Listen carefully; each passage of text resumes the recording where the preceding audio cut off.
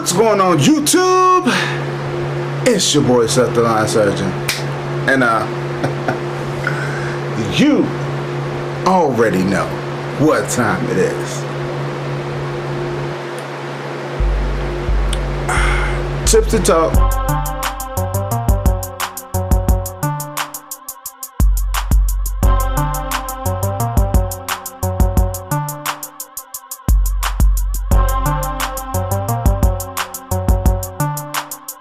Alright people, first thing you're gonna notice right here is this good old American, all-American blade sharpener. Shout out to my man Brett Hill. He was gracious enough to get it to me. I just finally set it up.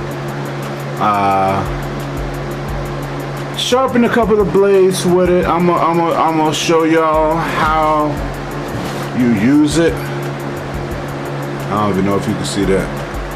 I'm gonna show y'all how to use it, do a review, what I think about it.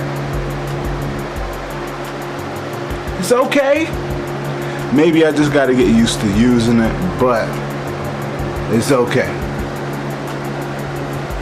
Anywho,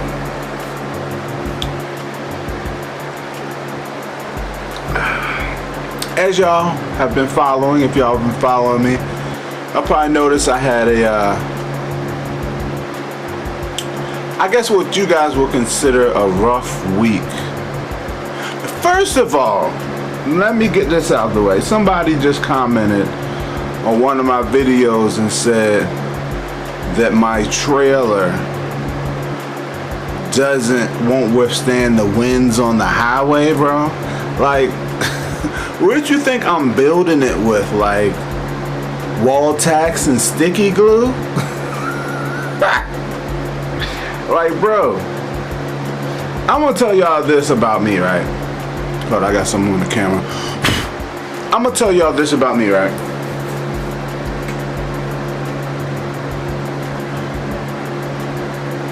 I didn't grow up with around the handiest of people. I didn't have role models who were real handy and knew how to build stuff and do stuff, right?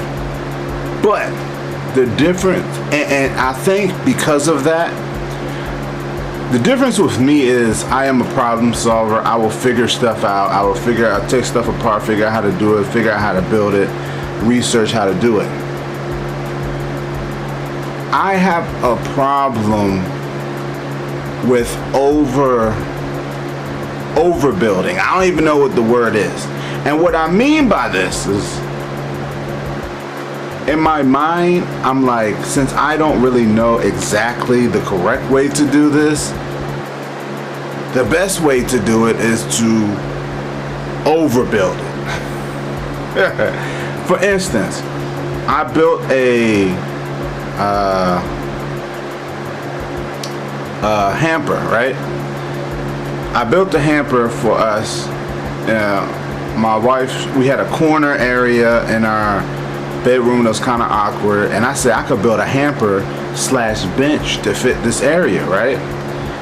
So I knew it was going to be a bench, and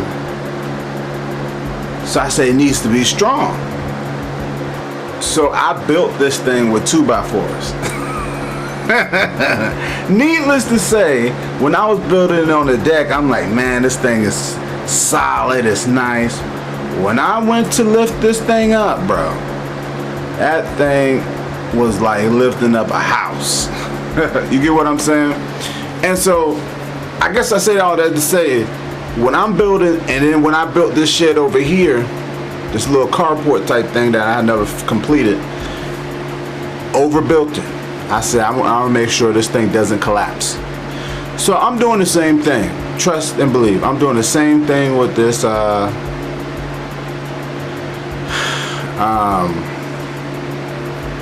this trailer. So, not to mention there's a bolt going, it's at least one bolt going through each one of those side slacks, right?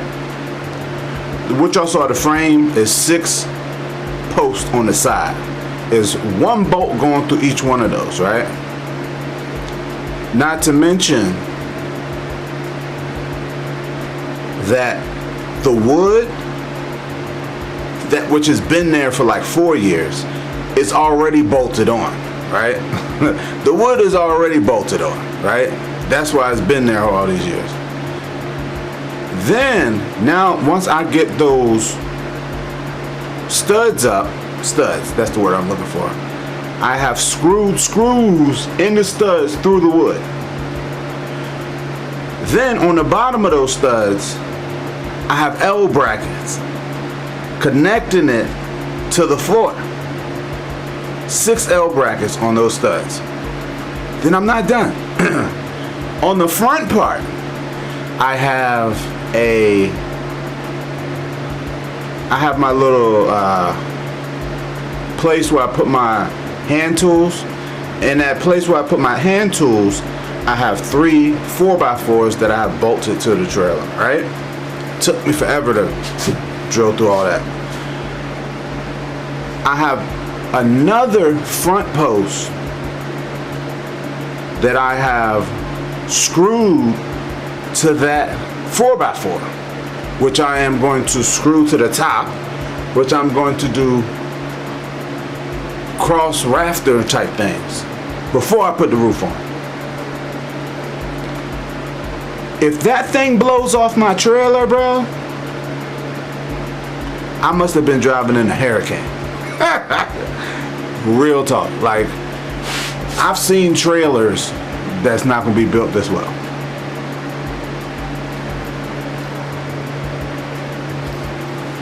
Anywho, enough of that. But like I said, a lot of people, I want to talk about my week. A lot of people might look at it and say, oh, Seth, you having a bad time, you know what I mean? Your ProTurn, you're down 2 commercial mowers. Your ProTurn broke down. You got this Pro Stance demo, that broke down. Now you're back to using your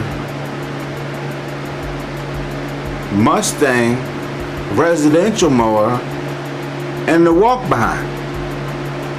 You must feel horrible. I feel blessed, bro.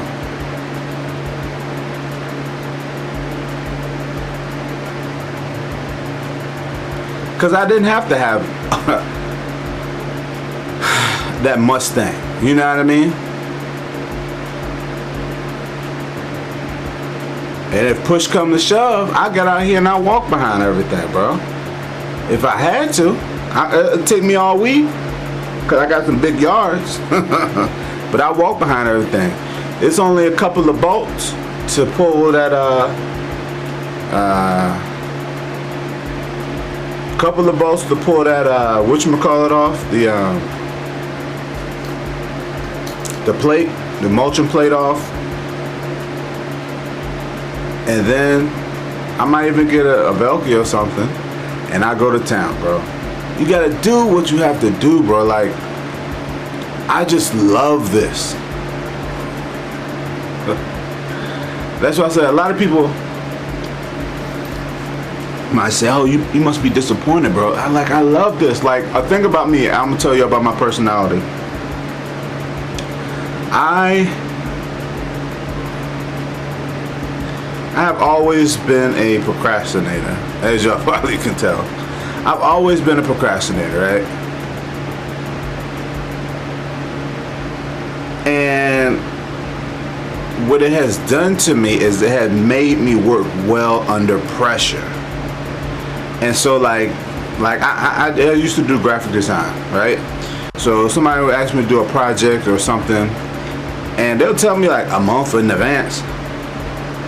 I wait until like 2 days before it's due and just go to work.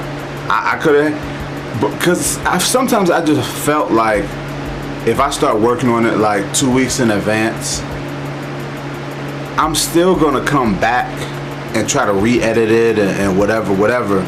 But when I got that pressure on me, I get the best results. And that's how I kind of feel with this, being in this situation with these mowers, right? I feel like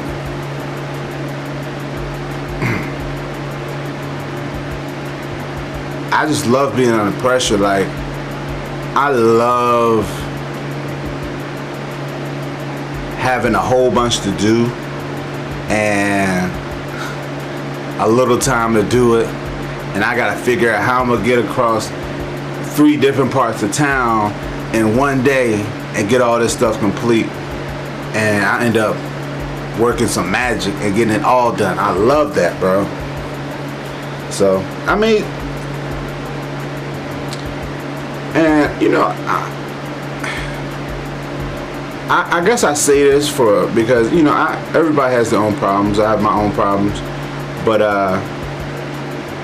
for those who like suffer from like anxiety,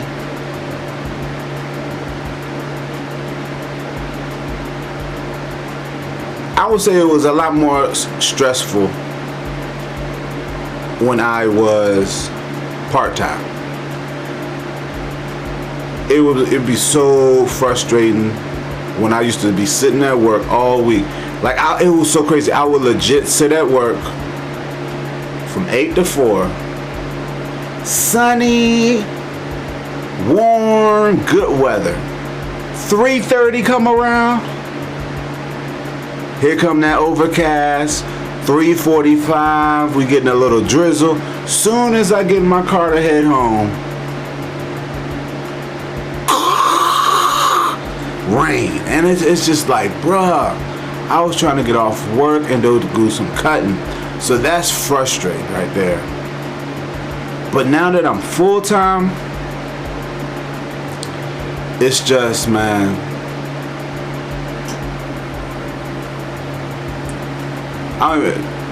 with the world's my oyster. What's that? You don't know that phrase. I have like all the time to plan and to do whatever, bro. I'm dangerous, bro.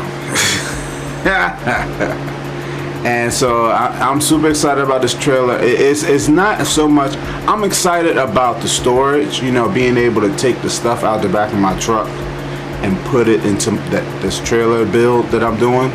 I'm excited about that because I have had multiple things break because I have had it jammed in the back of that truck with all my other junk, and now I can have somewhere to organize it where it'll stay dry, and that's gonna be awesome.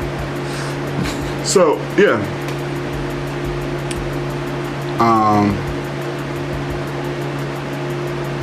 stay motivated, people.